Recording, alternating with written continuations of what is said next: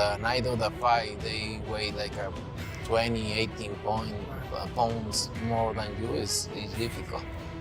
It's more difficult, but my power is there. If you hear the punches, my power is different. Going up 2 weight classes, really like 3, and early I feel Terence will have great success. I mean, maybe he'll get Canelo's head snapped back, or catch Canelo early. Great fighters, but I think Canelo's just too big, and they're mistaking him as being just a guy at 168, not a regular guy, and Crawford being the more talented, but that's not the case. Canelo Alvarez responded to Terence Crawford's latest training footage with calm respect, noting that Crawford's slick style shows hints of Floyd Mayweather's influence and clear discipline in preparation. However, Alvarez emphasized that despite Crawford's undeniable skills and power, nothing about his performance intimidates him. Confident and focused, Canelo expressed that he is prepared to impose his will, showcase his dominance, and once again prove why he stands above. Good, because first of all is the respect. If they treat you with respect, you do the same thing, and that's what I think. So, and I'm always try to do my best there. Not because I need it, or because I need to, because I really appreciate everything. Yeah, look, you've been fighting pro now for what, more than 17 years, I believe. Almost 20. Wow, yeah, almost 20 years. In October. Wow. I did 20 years as professional fighter. Analysts often point out a striking difference in how opponents approach Terence Crawford compared to Canelo Alvarez. Crawford, celebrated for his technical skill and adaptability, usually faces fighters who stand their ground. They respect his sharp timing and dangerous counterpunching, but rarely resort to running around the ring. In contrast, Canelo commands a different kind of respect. Many opponents circle, move excessively, and focus on survival, fully aware that a single power shot from him can instantly shift a fight. His punches carry not only physical impact, but also a psychological edge, shaping opponents' strategies before the opening bell. This contrast creates a fascinating stylistic clash. Crawford thrives on engagement, while Canelo thrives when relentless pressure breaks an opponent. I ain't even seen that blow from Terence. As a matter of fact, I ain't even seen Victor Post blow from Terence. We ain't seen Nigel Marvin in his last fight. Broke from Terence. DC do see people running away from Canelo Alvarez. People not trying to commit to Canelo Alvarez. We seen it with William Skull. Dude was just as cut up as anybody in the sport of boxing. Mother ever was running. The Cuban style, running. We already know the Cuban school, man. They highly respected in the sport of boxing. He was running. Jamel Charlo, Iron Man Charlo. I ain't gonna say he wasn't running, but he wasn't committed. He wasn't committed to whether he was committed in a 154-pound division when he was knocking everybody else to get his title, right? It was very uncharacteristic from Iron Man Jamel Charlo with knockout artists, right? Even, I'm gonna tell you like this, even Dimitri Bivol was going at it with Canelo Alvarez. 1-2, but he was jumping right back out. Jumping right back out. He beat him in the style that Dimitri Bivol beat him. But it's not like he went out there and had that killer instinct over the gusto and stuff like that with Canelo Alvarez. He wasn't just trying to go out there and get him. He was beep, beep, beep, jump back out, jump back out, beep, beep, jump back out. Oh, hold on, I don't understand any danger zone, right? Even though he beat Canelo Alvarez, but you understand what I'm trying to say. Edgar Berlanga. We see Edgar Berlanga using his footwork. We see Edgar Berlanga using his footwork and stuff like that, right? He made a good account of himself. He didn't commit that the way he was committing versus Monteguilla and all his opponents. That's Canelo Alvarez is different. Canelo Alvarez is dangerous.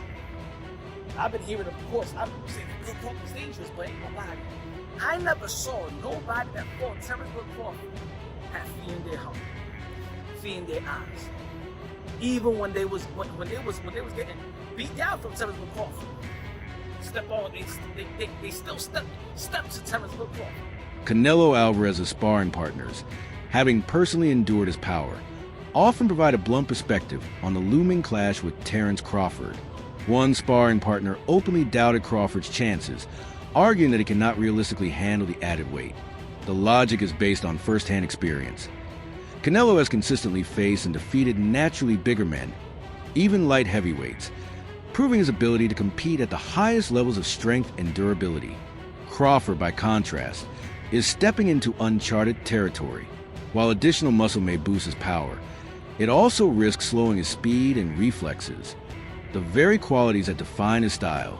Even the slightest dip in sharpness could be costly. From the sparring partner's view, the physical demands alone may tilt the fight decisively in Canelo's I think Canelo's gonna win, but like I always, I tell everybody, man, it's a business standpoint. I think it's gonna be a draw if it goes the distance. But I see Canelo getting the stoppage. I don't think Crawford's gonna carry that weight. But even if he did put on weight, I don't think that was a good idea, especially coming from a smaller guy. But you know, it's gonna be a great fight. Two brains in the ring. It's gonna be Former world champion and Mexican boxing legend Fernando Vargas has voiced his opinion firmly. Mexico needs Canelo Alvarez to win this fight. To Vargas, Canelo represents far more than personal greatness. He embodies the pride and legacy of Mexican boxing, carrying the torch once held by Julio Cesar Chavez and other icons. His victories are celebrated as collective triumphs for the nation, uniting fans who view him as the current face of Mexico's boxing tradition. While Vargas respects Terence Crawford's undeniable talent, he emphasizes the emotional weight of this moment. The expectations of a nation rest on Canelo's shoulders, and Vargas insists he must deliver, not only to elevate his own legacy, but to honor Mexico on the grandest stage. You know what's crazy is, I'm a big Crawford fan as well. Like every time he sees me and my brothers and my dad at fights, he comes out of his way, shakes our hand, it's all respect. But I just feel the weight's a little too much, Marcos. I feel it's going up 2 weight classes, really like 3. And early, I feel Terence will have great success. I mean, maybe he'll get Canelo's head snapped back or, catch Canelo early. Maybe I could see Terence Crawford go southpaw because you see Canelo has had a bit of problems with southpaws. You can see Canelo, I can see him getting frustrated, picking him up like how he does like when he gets frustrated. But I say 6th, 7th, 8th round on up, I think he'll figure him out, and we need Canelo to get a stoppage, if not get a get a knockout. I think it'll be great for Mexico, and it'll be great for Razas. But I got Canelo, coming out with the big. Canelo Alvarez has proven his power by stopping larger opponents, and history shows that moving up in weight often poses difficulties for smaller fighters. Yet, recent footage from Terence Crawford's training camp has quieted many skeptics. The videos reveal Crawford appearing stronger, sharper, and noticeably bigger than before. Rather than slowing him down, the added weight seemed to have enhanced his overall athleticism. Analysts highlight how he has built muscle while maintaining his agility, with fast footwork and precise combinations still on display. This transformation shifts the narrative from concern to excitement. Far from undersized, Crawford now looks fully prepared to meet the demands. Right, and again, stark contrast to what Terence Crawford's having to deal with. He is fighting guys, and when I say cutting down much, he's probably in the ring at 190 pounds, much less cutting down from it. Crawford's probably used to being hit by guys like Sean Porter, who maybe 160 pounds on fight night. The difference is just night and day. So I was thinking, how in God's name are you going to get around that? How are you going to get around the strength disadvantage? Because Crawford is very physically strong. And he normally always has, maybe with the exception of Sean Porter, although that was kind of much of a much, and Sean Porter did really well that fight.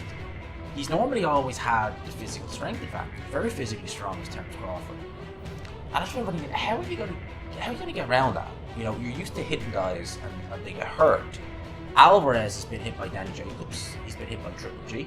He's been hit by Bivol, Kovalev, Callum Smith, etc., etc., etc. Big punching guys who are a lot bigger than Terence Crawford. Granted, not skillful, a lot bigger. So again, I'm thinking, how are you going to get around this? Well, Crawford's released a couple of training clips, and in those training clips, yikes, he's looking good for one. He's looking a lot better than Canelo was looking at some of his training clips. But again, you can't read a great deal into those training clips because, again, Alvarez is clearly holding back. People say, "Oh, you look terrible." It's like, well, you can kind of tell he's not going full tilt. You can kind of tell that. So, what does that tell you? How many times have we seen guys look good on the pads And then on fight night, they nothing left. I distinctly remember Alexander Povetkin in the run-up to the second Dillian Whyte fight in an open workout. Former world champion Amir Khan, who has shared the ring with both Canelo Alvarez and Terence Crawford, offered a unique perspective. Khan described Canelo as a beast, praising his raw power, granite chin, and devastating counterpunching ability. Having endured Alvarez's punishing shots in their 2016 bout, Khan understands firsthand the danger Canelo presents. His view carries weight because he also knows Crawford's brilliance, having been stopped by Bud in 2019. While Khan respects Crawford's skill and versatility, he insists Canelo's sheer size and physical dominance provide a decisive edge, making him a threat that even elite fighters can. You've been in there with Canelo, you've been there with Yeah, all the Canelo, best. man. I thought Canelo at his peak. You know what I'm saying? And Canelo's a beast. He's a great man. He's a good family man as well. Got a lot of respect for him. I like him. You know, we've always had mutual respect for each other. And he still has a picture of me and him in his front room. I saw on a documentary because he really thought that what was one of his biggest fights, like the hype that he was. So, yeah, man, good times. And then when people see that fight back, you're winning those early rounds. I mean, look, it's boxing for a 12-round fight, you know. I mean, even though I won them early rounds, he come with a good shot. He had the power, he had the strength. I mean, he was so big. I remember, I think this is easy. I could hit him when I won, but then obviously I knew that when he hit me with a couple of them body shots and he hit me with them shots, I was like thinking, this guy. Major concern surrounding the Canelo Alvarez versus Terence Crawford showdown is whether it could mirror the letdown of Floyd Mayweather versus Manny Pacquiao. That historic clash, while monumental, frustrated fans with its cautious pace and lack of excitement. Some fear both Canelo and Crawford, fully aware of each other's strengths, might adopt overly careful strategies. Crawford avoiding risky exchanges with a bigger man, and Canelo deliberately slowing the tempo to minimize Crawford's sharp counterpunching opportunities. Boxing is hanging on a thread. If Canelo Alvarez and Terence Crawford pulls a Manny Pacquiao versus Floyd Mayweather, there's no turning back. In this side of the ball, boxing is dead. Look, a lot of things is going to Saudi Arabia. David Benavidez, one of the phenoms in the sport of boxing, going to be performing in Saudi Arabia. Devin Haney going to be performing in Saudi Arabia. Just put this. Jerome Boots Ennis versus Virgil Ortiz, and we're going to came to fruition. We're going to happen in Saudi Arabia. Boots Ennis, and Tio could have happened in Saudi Arabia. Devin Haney versus Ryan Garcia was going to happen in Saudi Arabia.